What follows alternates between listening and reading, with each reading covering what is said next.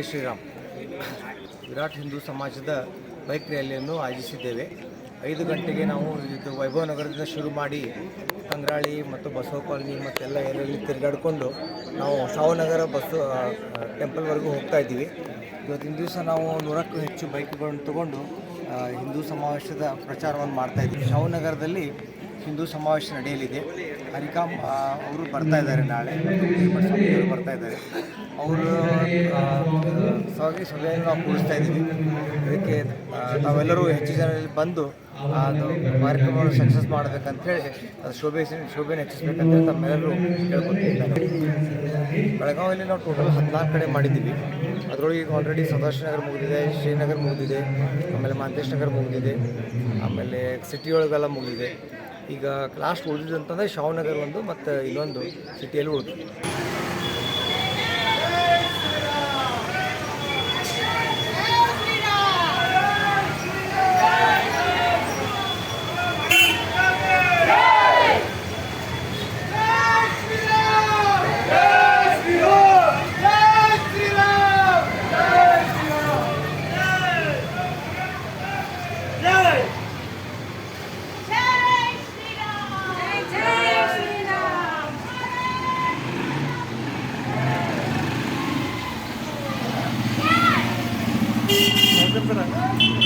ಆರಾಮ್ ಸರ.